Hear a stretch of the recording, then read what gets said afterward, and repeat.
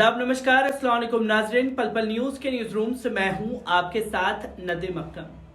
Qatar में इस वक्त फीफा वर्ल्ड कप चल रहा है और कतर के ऊपर पूरी दुनिया की नज़र जो है वो लगातार बनी हुई है। और जब दुनिया भर की नज़र कतर के ऊपर बनी हुई है तो तमाम तरीके की बयानबाजी कतर को लेकर के शुरू हो चुकी है कि कतर ने शराब पर बैन क्यों लगाया, कतर ने ड्रेसेस पर बैन क्यों लगाया, कतर ने वुमेन्स को जो सिंगल हैं उन्हें रूम देने से इनकार क्यों किया, और कतर ने अनमैरिड लोगों को रूम देने से इनकार क्यों किया, और कतर ने जो खुले में जिना करते हुए तमाम लोग दिखाई देते हैं उस पर क्यों रोक लगाई है। यह चर्चा का केंद्र बना हुआ है। कतर ने जाकिर नायक को दावत क्यों दी, इस चीज का जिक्र बना हुआ है। और कतर के इस्लाम और मुस्लिमों को टारगेट करने की खबरें आप लगातार गोदी मीडिया में प्रसारित होता हुआ देख सकते हैं, जो दिन रात कतर को कोसने का काम कर रहा है, मुसलमानों की कट्टरवादी छवि को दिखाने की कोशिश कर रहा है कि देखिए साहब, मुसलमान कितना कट्टर है।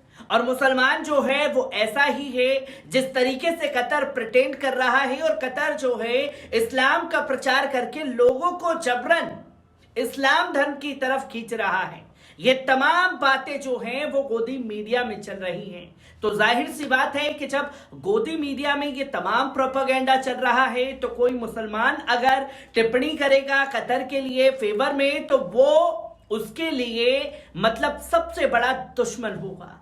यही कोई मौलाना, कोई उलेमा कतर के खिलाफ बयानबाजी करते हुए दिखाई दे रहे हैं तो गोदी मीडिया गिरगिट की तरह रंग बदलते हुए उन तमाम लोगों के समर्थन में बात करता हुआ दिखाई दे रहा है। और ऐसे में अब असमंजस इस बात पर बन गई है कि कतर फीफा वर्ल्ड कप को लेकर के अलकायदा ने कतर को धमकी दे दी कि जो चीजें हो रही हैं वो नहीं होनी चाहिए, इससे दुनिया भर के मुसलमानों का समय बर्बाद होगा। अब यही गोदी मीडिया अलकायदा के तारीफों के पुल बांधता हुआ दिखाई देगा क्या? ये सबसे बड़ा सवाल खड़ा हो जाता है। और इन्हीं सब सवालों को लेकर के इस रिपोर्ट में मैं जुड़ा हूं, जहां मिस्र के एक मौलाना ने कतर फीफा वर्ल्ड कप को लेकर के ही सवाल खड़े कर दिए हैं। और मीडिया ने कैसे मिस्र के मौलाना की तारीफों के पुल बांधे हैं, एक बार इस रिपोर्ट पर नजर डालते हैं। फीफा वर्ल्ड कप 2022 कतर में हो रहा है। खेल से ज्यादा वर्ल्ड कप विवादों से जुड़ा हुआ है। कतर में वर्ल्ड कप कराने के लिए घूस से लेकर स्टेडियम में लड़कियों के छोटे कपड़े पहनने और शराब पीने से जुड़े विवाद नजर आ रहे हैं। लेकिन अब मिस्र के एक मौलाना ने कतर फीफा वर्ल्ड कप और कतर के खिलाफ ही बयान दे दिया है।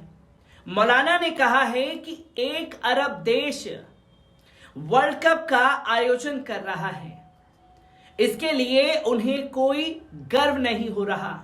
इससे अच्छा उन्हें अपना पैसा परमाणु बम बनाने में इस्तेमाल करना चाहिए था। इसके साथ उन्होंने ये भी कहा कि जो मुस्लिम फुटबॉल मैच देख रहे हैं वे समय अपना बर्बाद कर रहे हैं।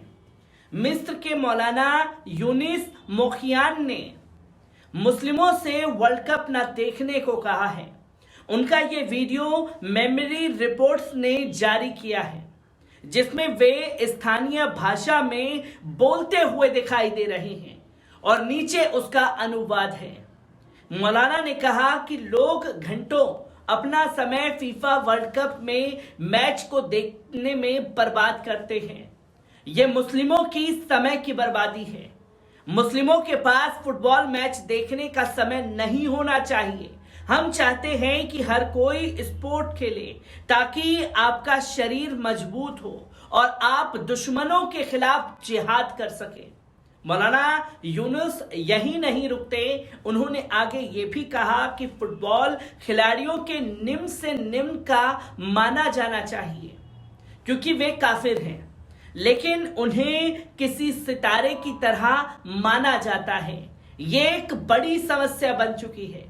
कई लोग इन खिलाड़ियों को अपना मानते हैं, जबकि वे इस्लाम के दुश्मन हैं। जैसे कि मेसी, रोनाल्डो कहता है कि वे अपने बच्चों की मां से शादी करेगा, लेकिन उससे पहले क्या, शादी से पहले उसके बच्चे किसके हैं?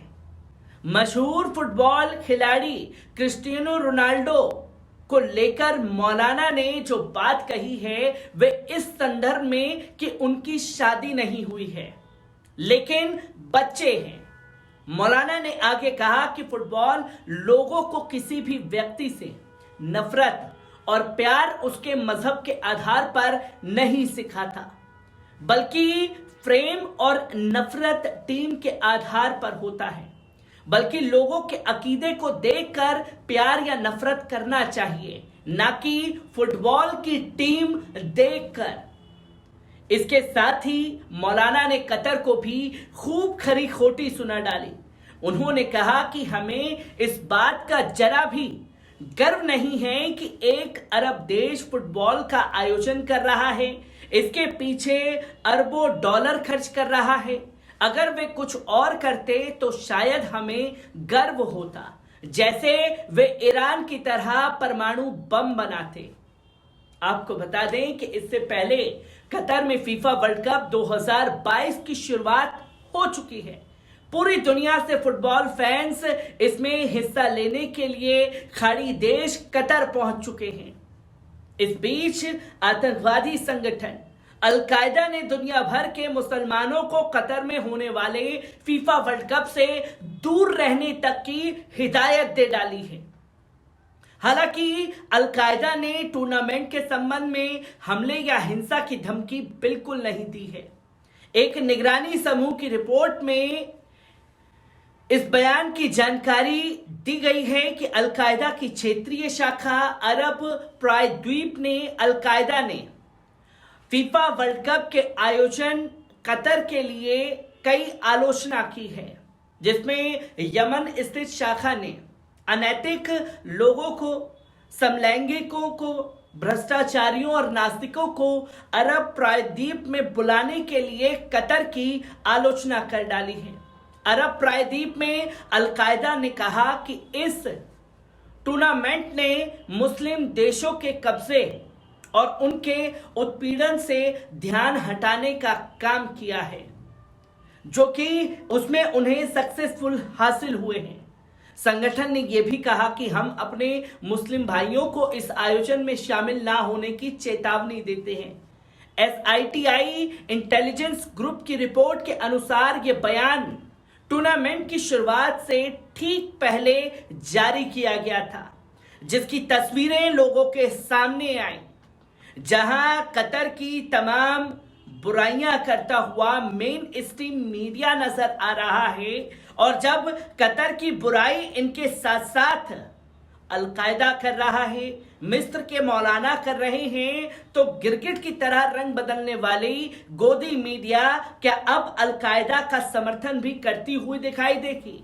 ये सबसे बड़ा सवाल खड़ा हो जाता है और हर एक सवाल को आप लोगों के साथ यूं ही रूबरू कराता रहूंगा। दीजिए इजाजत, शुक्रिया।